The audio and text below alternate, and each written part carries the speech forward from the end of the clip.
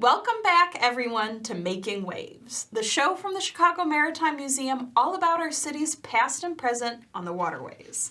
I'm Madeline Crispell, the museum's curator, and with me, as always, is Sari Breslin, the museum's education director. Thanks, Madeline. The anticipation of summer fun brings water safety front and center. With that in mind, our guest for Making Waves is Lieutenant Christopher Iverson, Chicago Fire Department and maritime safety expert. Lieutenant Iverson brings over 2 decades of life-saving and public safety experience to his work both on land and water.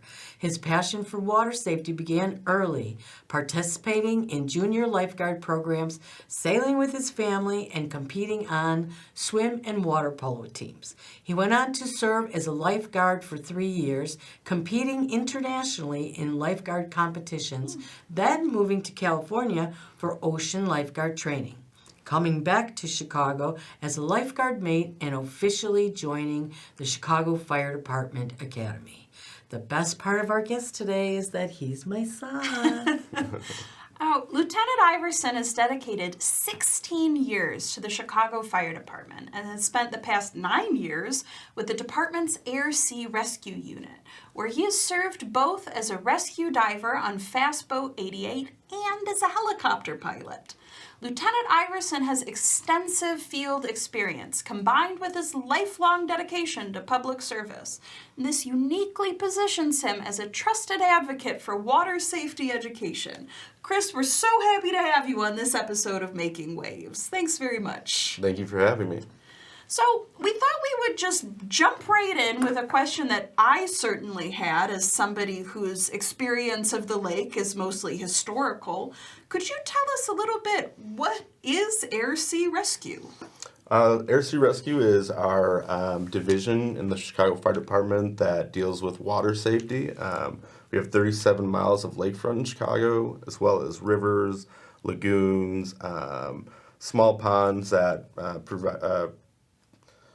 propose risk to the city's constituents. And so this is our joint ops with helicopters, boats, land operations through the scuba team dive truck. And then we also have, all of our squads have a dive team incorporated with them. They usually are comprised of about 4-person teams, 2 divers and 2 tenders, so that there's always a tethered position with them when we're in the water. And we also do, people that are lost on boats, boats that are capsized, people that have gone under the water, which kind of differentiates us from the Coast Guard. We do subsurface rescues and recoveries. And on top of all those dive teams, whenever there is an incident, you're going to get a whole slew of trucks, engines, chiefs, ambulance. So we have a photo here of a little bit what you're talking about. This is an ambulance on the water here? So that's our dive truck, truck 687. It's a scuba team. There's 4 personnel on there, like I said, in most of our dive teams. And as you see there, there's 1 person holding a line. He's the tender, as we call him. So for each tender, for each diver, there's a tender. So there's a line. You can see that blue line. I'm holding it, actually taking a picture. But I have that diver who's seated, and he's just in position as backup, a rescue to our rescue. Interesting. Huh. A rescue to our rescue. To the rescue. Yep. Now, Absolutely. we have another photo here. You mentioned that this is a area where there are different vessels working together. Is that what we're seeing here? Yeah, absolutely. Oftentimes, especially on the lake, there's different factors that don't always provide access to the water, just like a boat. Our boat that you see there, Fast Boat 688, which is our primary dive operations boat, can't get into all the harbors like Diversey, 59th Street. So in those cases, we would have a dive truck or one of the squad companies providing access to a lagoon or somewhere further up the river where the boat might not be able to access. And on top of that, we have the helicopter, which pretty much has access to everything with the exception of maybe like an overhead environment. Although we have flown under the Chicago Skyway for missions. So it's we kind of try to hit it from all angles. And it's big organized thing. We have the structure and SOPs that set that all up. And then it's just kind of an adapt and overcome situation once we get on scene to see which resource that we have is going to work best. Air Sea Rescue is kind of like took its foot in Chicago early on during like World War I and earlier. They just the perception of inception, of aircraft. Chicago had like a Chicago Air Show similar to what we have now, but two pilots went out on a lake. Lost their way, both went in, and some guy in a little biplane with pontoons went out there to go search for them. And since then, the military has incorporated planes that, can land on water. Oh. And they primarily were used to recover pilots that had gone down during World War I and World War II. Sure. I think we have a photo. A lot of people think that this work is done by the Coast Guard. Can you talk to us a little bit about the rescue and training that you do? Sure, absolutely. Different than the Coast Guard? Sorry. Yeah, so we do a lot of tandem operations with the Coast Guard. We work under an organization called NASBLA, where we, even though we're a civilian outfit, government outfit, we get kind of the same military training that the Coast Guard might get in their search patterns and how they do their rescues and how they operate their boats, so that we know when they're on scene, or they know when we're on scene, that, hey, we can do a Victor Sierra search, something that they're familiar with. We can use that same verbiage, and so they know, hey, you guys are covering this area. Oftentimes, when we get these calls, it's a vast lake, and no one can really use a reference like a street or a tree and say that person went down. It's just a general area. So we work in tandem. We call them force multipliers, where we know what the Coast Guard's doing, and they'll know what we're doing based on our verbiage and how we go about doing that. What sets us apart is how we do our, first, we're like way quicker response just because we're the fire department. They have outfits coming from Traverse City or sometimes Milwaukee or somewhere else. And in the city in the summer, there's more Coast Guard set up on station in Chicago, but they know we're there. We have all these resources, the helicopter, the boats. They kind of take a step back, and then we also do subsurface rescues, which the Coast Guard doesn't typically do. So a subsurface rescue for the people at home who aren't hip to that lingo. So you're talking about diving. Yeah, so a big part of our job, and as a scuba team, we do primarily when we're set up to go in the water, we all have our whole scuba set up in case we need to go down. But yeah, we go under the water a lot, and it's, besides us and a couple other municipalities, there's not a lot of divers. There's swiftwater teams and other rescue outfits, but we have a pretty good chance and a pretty good record when you look at these things that, hey, we have cold water, we can make these quick grabs because we're familiar with the area, we dive all the time, and we're just fluent with, the lakefront of Chicago, where we're able to do that type of stuff. And So that's an interesting comment you just made. You said you're fluent with the lakefront of Chicago. Is that very different from other bodies of water? Now, I'm putting my coastal hat on and I'm saying, isn't the ocean much more difficult than the Great Lakes? Yeah, in many ways it is. The ocean poses all its own threats, but one thing that people don't realize is, we don't deal with tidal or moon or, the rhythm of the progressive nature of water moving over vast, area, building up a rhythm in the water like you would see on the ocean. You can almost set a timer sometimes to the waves out in the ocean, and they come in these threes. We're in Chicago, it's very quick developing. It's surface water. It doesn't have the same buoyancy that salt water has, and the intervals between waves is way shorter. So as a helmsman, you really need to be more diligent on, riding the crest of the waves. And I've taken classes with outfits like NASBLA and been with very experienced, like ocean-going Coast Guard admirals who are white-knuckling and just, what we'd call, just kind of like a mid small boat, small craft advisory. So, it's definitely a completely different force, and the big thing about Chicago is it changes. So just like our weather, you could have beautiful southeast winds, a frontal will come in, and a northeastern will come in a matter of minutes, and you're going to have waves, heavy winds, and it turns from fun to terrifying quickly. Can you tell us a little bit about, your territory, and where these stations are? Sure. So we have, for our scuba team, or the Air Sea Rescue sector of the Chicago Fire Department, we have down South 95th Street by Calumet Beach is where our helicopters are at, along with the Chicago Police Department helicopters. That's where we'll deploy from. And then right south of the Chicago Locks, Chicago Marine Safety Station is where we have our boats, and we have 2 boats there. We have one that has quick access to the river, and then we have one that typically has quick access to the lake, just to save us from that lock-through period, although we can do an emergency lock-through. And then we have our dive truck, which is like right near the Aqua Building downtown. Okay, so just off of the screen in that direction, there behind us. Yeah, right. So most of our stuff is in what we call like the centrally located box of Chicago, which is kind of dealing with like pretty much from 31st Street up until like around Belmont, and that's like where the highest boat traffic is, the highest tourist traffic is. Typically, most of our response sits in that what we call the box, that area. So that's where our dive truck and our boats are located for like immediate responses, and then our helicopter kind of really takes care of everything south of 31st Street and then everything north of that northern box, because once we get in the air, it takes us no time to get anywhere. But that initial response is usually handled by those companies within downtown. And aside from those, we have a dive team at O'Hare.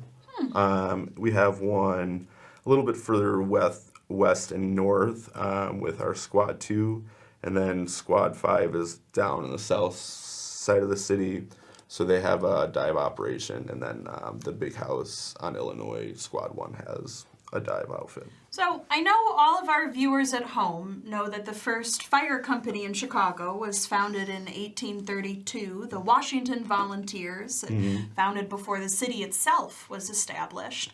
But you mentioned something about the interesting history of the Air Sea Rescue coming out of World War II.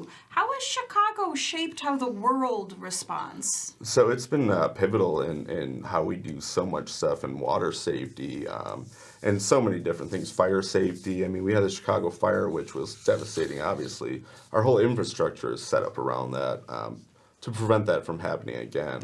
Unfortunately, so many things that we learn on the fire department are through the adversities and the casualties that we've succumbed to. And, with us being so close to this body of water that's a ton of fun but also dangerous, we've seen a lot of what happens. And, lifeguard service was turned around through Chicago from veterans returning from World War I and World War II, and they set our lifeguard system up in a paramilitaristic fashion that kind of was adopted worldwide. We had some of the first lifeguard competitions here. Also PADI, which we initially get certified to do our diving, started in Chicago. Some of the first lifeguards were the first PADI certified scuba divers as far as like organized. Like I said, one of the first rescue missions or potential rescue missions was in 1911 with an aircraft who went out to go try to save 2 pilots. And then after that, World War I and World War II had like seaplanes that they would set up to recover pilots that they had lost, trying to land on the aircraft carriers. But for the first time around the mid-1960s, Chicago Fire Department were like one of the first ones to incorporate helicopters into a civilian use air sea rescue. Wow, so. Go Chicago. Per usual, Chicago changing the world, right? That's awesome. You also sent a picture that I would like to know about. So is your job mostly seasonal, or is it, all season long? I was wondering if that is a kayak that you sent with the divers on it? Sure. So in that picture on the left, you see is what we call our RDC, or Rapid Deployment Craft. It's something that we can inflate immediately with one person. Typically, one of the tenders will beyond that. So you have the primary tender who's in charge of your primary diver, who is usually like the lieutenant or officer. He'll run down on scene and he'll say, hey, this is what we have. Radio back to the rig and he'll say, hey, we need our RDC. We either have a lot of people in the water or we're, in this case, dealing with ice. And what that does for us is helps us distribute our weight over the ice. And then if we do go to fall in it, you'll see as we walk out with that, we'll be positioned in the stern of the vessel. And then if we fall, we just fall right on it. So like if we started going through the ice, we could just fall on that and it would protect us from falling in. And then just like the divers, we're typically tethered. So if we do go out there and we do a rescue of, several people, or we have to commence dive operations through there, it'll be tethered and then we can just pull them back to shore really quickly. And then as far as like safety goes for the ice, one thing that, I'd be morally remiss to not point out is that it's extremely dangerous. You can see in that picture earlier that there's a big chunk of ice. That's about 8 inches thick, which will hold a car, but you can never really be sure of, how deep that is. And if it is willing to hold you, or if there's something underneath the water that's making that ice thinner.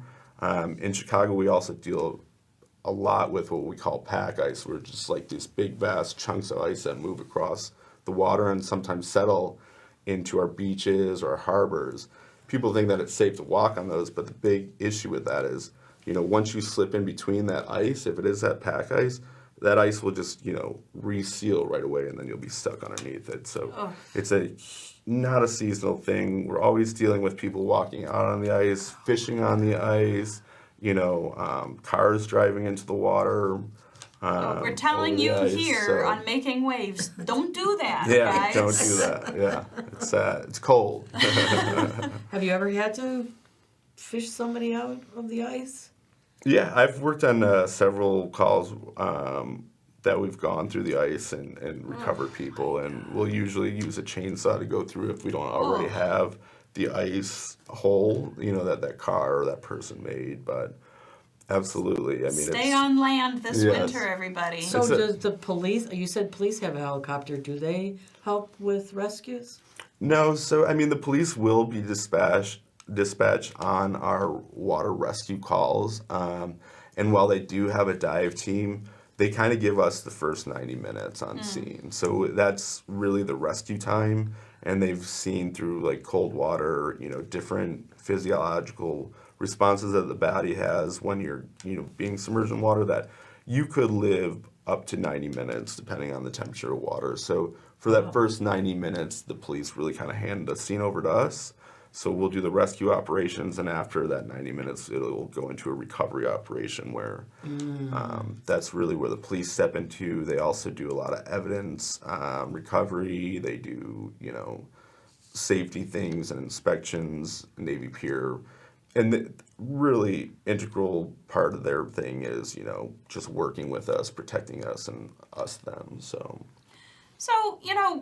one of the reasons we wanted to do this episode this month is because it's getting warmer, finally. People are getting back out on the water. We have a photo of some summer fun. But the downside to this period of the year is that people kind of lower their guard. We know a little bit to be afraid of the ice and the lake in the winter, but the summer seems so nice. So could you talk to us a little bit about some relevant summer water safety tips? Yeah, absolutely. I mean, the big thing that I always like to tell people going out on a boat is that it's a ton of fun and it can be a blast. Like I said, the weather can change in an instant. Always do a good weather report by going out. Always have a radio and have a weather briefing to know what you're going to come into, because you can go out, like I said, and it'll be 90 degrees and couple hours later, it'll turn into a treacherous, thunderstorm that could catch you off guard. But the other big thing, and what we deal with a lot, is that, there can't be one boat operator. If something happens to that person and they're the only one that knows how to operate it, now you pretty much put everybody's life in a jeopardy that you decided to take out there with. So big thing, have a radio, have your crew, everybody on the boat know how to use that radio. Keep the radio on, and then have at least yourself and one or two other people that know how to operate the boat. Simple as turning the boat on, turning the boat off, where the batteries are on the vessel, where the anchor is, a huge life saving device that people just usually don't think of as your anchor. You know, you're being pushed into the break wall, which is going to chew up your boat. And if you don't know how to just throw the anchor to stop your, arrest your moment, Yeah. you're gonna be caught in a world of hurt on those break walls. Let's say, hopefully this never happens, I'm on a vessel and somebody goes overboard. Should I jump in and try to help them? No, absolutely not. I mean, the biggest thing that we see a lot in the Chicago Fire Department is would-be rescuers going in to save, their significant other, or our response for a dog in the water is the same for our response for a person in the water, because we know that tie that people have towards their dogs. So we know the next thing that's going to happen after a dog goes in the water is that person's going to go in the water. And the big thing, you shouldn't go in the water. It's dangerous. It's not easy to save someone who's panicking in the water, especially if you're not a great swimmer. Even if you are a good swimmer, it's hard. So the one thing that we stress on in the fire department is if you're a witness to somebody, in peril in the water, is that your primary job is, first of all, stay exactly where you are and see that person and keep your eyes on that person. If you need to dial 911, you need to dial 911, but you need to do that while you're looking at that person, and then pick up references of what you see. One of the things that we deal with is that people's judgment of distance over water is usually off by about 20%.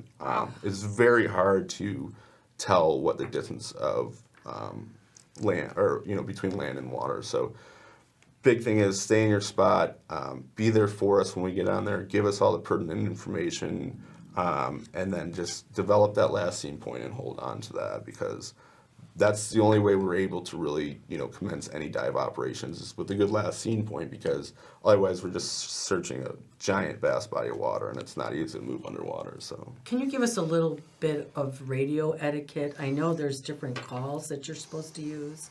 yeah, sure. So, a big thing is, like I said, keeping your radio on. Primary channel you should always be on. Any mariner or anybody around the water is channel 16. It's the universal hailing channel. It's always monitored by the Coast Guard. It's always monitored by us. It's always monitored by other commercial vessels.